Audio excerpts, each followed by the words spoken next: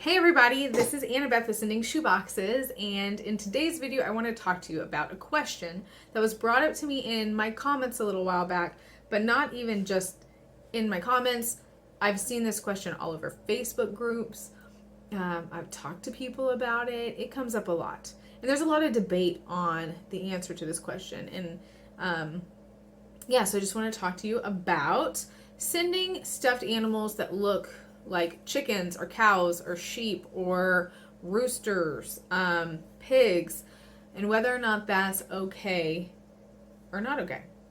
So I was very careful with this video to call Samaritan's Purse, and I've talked to them 3 separate times, and I've read out all the information to them that I'm reading to you to make sure that what I say is not just my opinion, it is from them, their standards, their guidelines.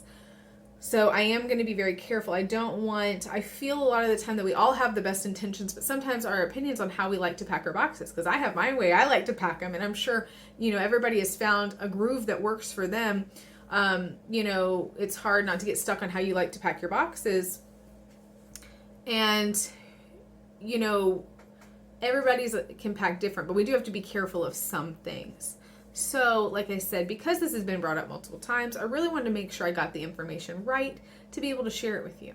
So again, I did call them. I talked to 3 wonderful people who were very involved and are very involved still with packing shoeboxes, have worked at the processing plant, and now work for Samaritan's Purse, answering questions like these. So,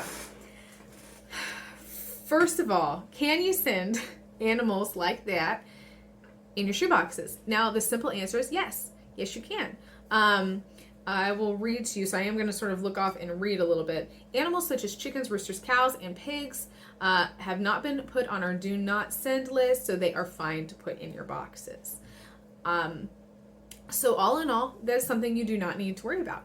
You don't need to worry about them going to a country, typically, that is not going to be allowed to, because they have very careful ways of making sure that those countries do not get those animals. So, second question is, what about the countries that might be sensitive to these items? Okay, so what Samaritan's Purse has done in the past, and what they're doing today, is they have had churches that have been told to specifically pack boxes for sensitive areas. And they typically have been, when they are told, they know what country it's going to, and they know what they can and can't pack, and they get a list. And those churches have been designated. Like I said, I'm not saying all of us, but a lot of us, at least I know my church, we have not been designated that, so we don't have to worry about that. But what I did find out, which was new information for me, was that Samaritan's Purse uses the Pack Online boxes to send to sensitive areas now. Those boxes are much easier for them to regulate and be a little bit more specific about what goes in them, so that they are okay and do not have issues with customs or any cultures or whatever the case may be to go into those countries. So the Pack Online boxes now are what are typically being used to send to those countries, which is good, because for the everyday shoe packer like you and me, it means that we don't have to stress about what is put in our shoe boxes, and we have more freedom. And that's sort of how they've done it, which is really good to know. Like I said, I didn't know that that's what they did with those, but that's what I was told. And like I said, this is going to be a short video, because I'm going to try to keep it short, keep my opinions out of it, and just share what I've been told.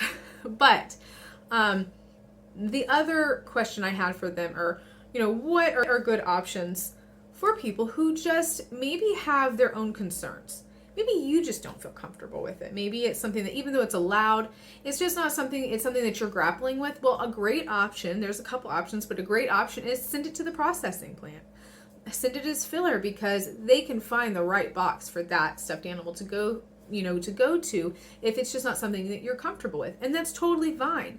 And if all in all, it's just not something you feel like you want to send to a kid overseas because you just don't know, then there's a lot of other charities that, I know people who do Toys for Tots that you can send to, or I'm sure there's a lot of other ones, that you can find a home for that stuffed animal that maybe somebody donated to you that you're just not comfortable using. So that's all I wanted to share with you today. Like I said, it's definitely a short one, but all in all, those farm animals or animals like that are okay to send. And don't worry, you guys, just pray over your boxes. That was something that they really told me. Just tell people to just pray over that box, that it's going to go to the right kid, and that kid is going to love that stuffed animal, and it's going to be perfect for them. And that's really all we need to do, is we just need to pray over our boxes and just know and trust God that it's going to go to the right person.